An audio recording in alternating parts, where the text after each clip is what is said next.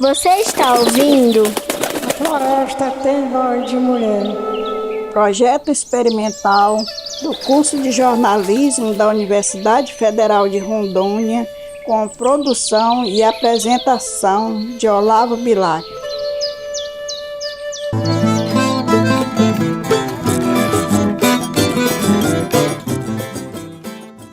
Olá, ouvintes, sejam bem-vindas e bem-vindos ao primeiro episódio do podcast A Floresta Tem Voz de Mulher. Eu, Olavo Bilac, apresento este episódio para você, um olhar que busca contextualizar por meio da história de Dona Sebastiana da Silva Nascimento o cotidiano de quem viveu em um seringal chamado Boa Vista. Uma realidade marcada pelo segundo ciclo da borracha em meio aos impactos da Segunda Guerra Mundial. Este podcast nasce com o propósito de trazer uma breve contextualização histórica sobre o segundo ciclo da borracha, ocorrido entre as décadas de 1940 e 1950. Ao mesmo tempo, propõe um olhar atento à invisibilidade das vozes femininas, em um período que o protagonismo era atribuído quase que exclusivamente aos homens, conhecidos como os soldados da borracha. Os ciclos da borracha marcaram períodos de intensa extração de látex na Amazônia. Impulsionados pela demanda internacional, esse movimento atraiu milhares de imigrantes nordestinos que fugiam da seca em sua terra de origem. Neste episódio, contamos com a participação da professora, doutora e pesquisadora da Universidade Federal de Rondônia, Maria das Graças Silva Nascimento e Silva, autora do livro Espaço Ribeirinho. Na obra, a pesquisadora apresenta os aspectos históricos do segundo ciclo da borracha, lançando um olhar sensível sobre o papel das mulheres nesse período e destacando a sua contribuição fundamental para a organização social e econômica das colocações e das comunidades ribeirinhas. Olá, professora Gracinha, seja bem-vinda ao podcast A Floresta Tem Voz de Mulher. É um prazer estar aqui conversando com você a respeito da minha pesquisa de mestrado, né? E foi sobre a migração nordestina para a Amazônia, no contexto, né, dos seringais amazônicos.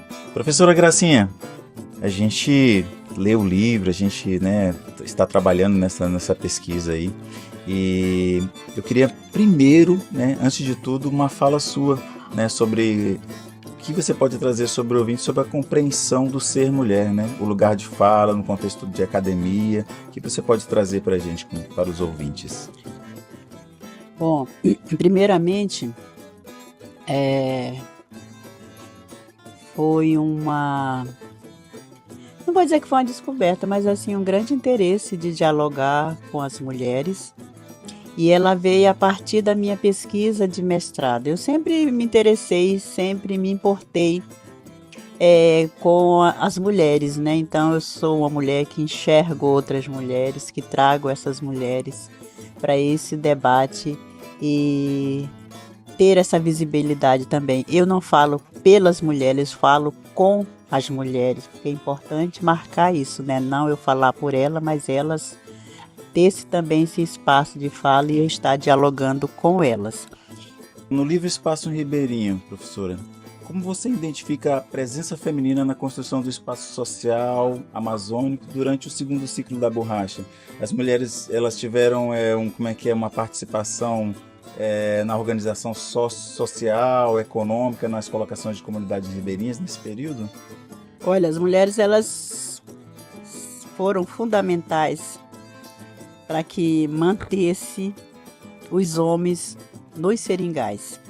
Então, muitas vezes, não foi no segundo ciclo, mas principalmente no primeiro,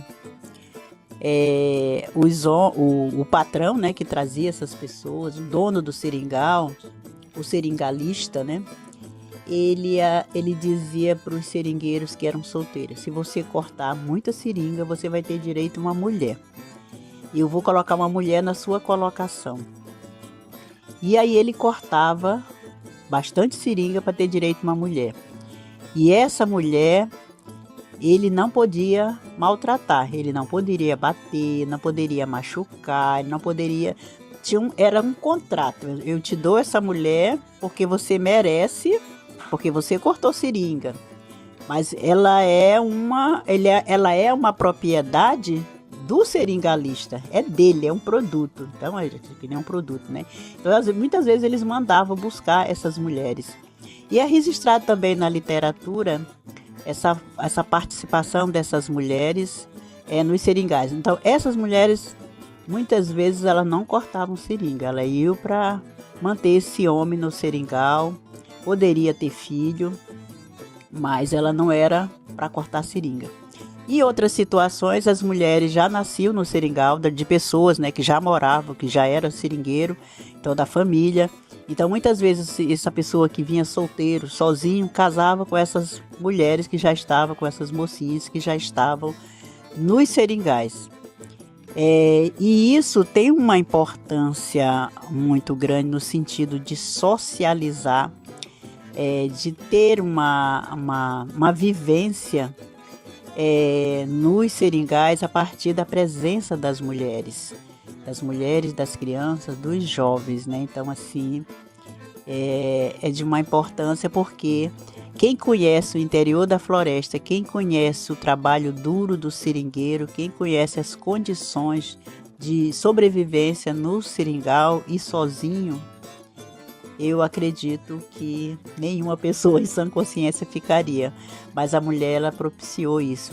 E além de ela ter os filhos, e de preferência que fossem homens, para também são mais braços para trabalhar.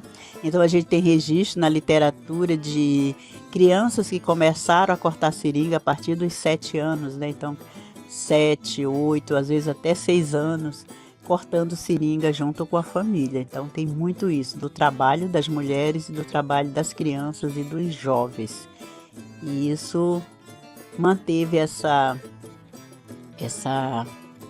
condição socioeconômica nos seringais.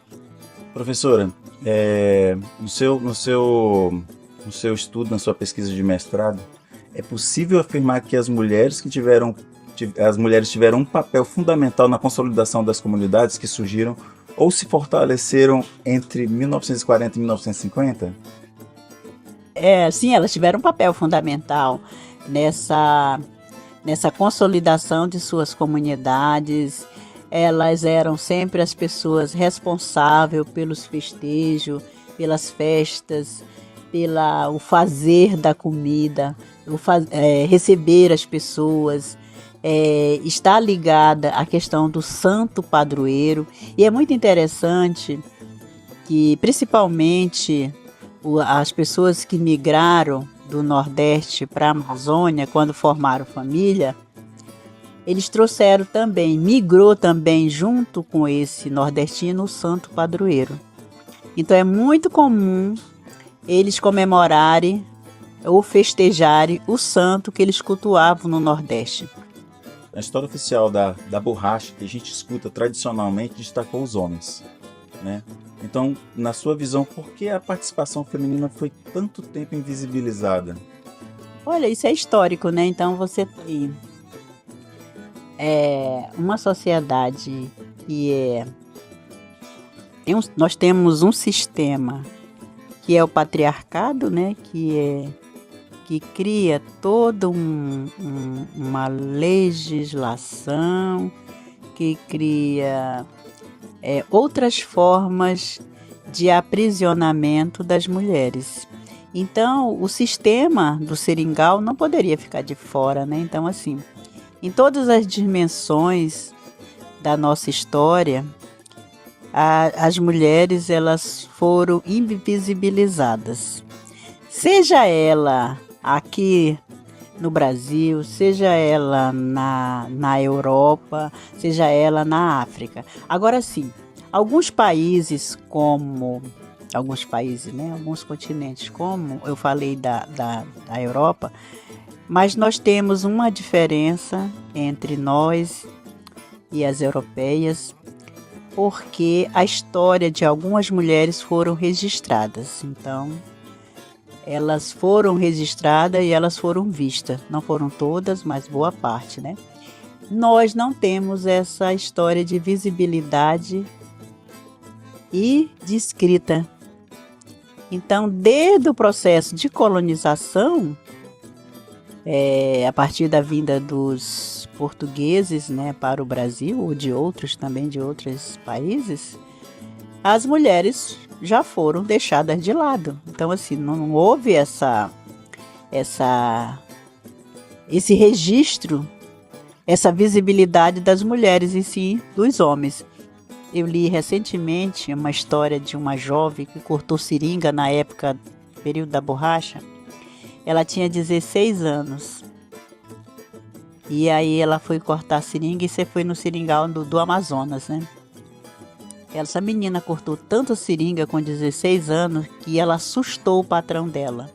Digamos que um homem cortaria de 800 ou 1.000 quilos num fabrico, né? Que fabrico é 6 meses, né? 6 meses cortando seringa e tem que ser na seca, porque na período chuvoso ele vai colher castanha. Então essa menina, num período de 6 meses, ela fez borracha quase que o dobro dos homens. Ela com 16 anos. E o patrão dela ficou muito entusiasmado, muito querendo conhecer essa menina, e ele pediu para que ela fosse até Manaus. Ele pagou todas as despesas dela para ela ir até Manaus, ficar um mês lá descansando para depois voltar. E tem a história, registro dessa menina, né? Então saiu em todos os jornais do Amazonas, circulou em vários locais dessa menina, mas ela só foi reconhecida porque ela ousou cortar a seringa, ter uma produção maior do que dos homens, senão ela não seria vista. Existe algum relato de resistência, liderança ou organização feminina dentro das comunidades seringueiras?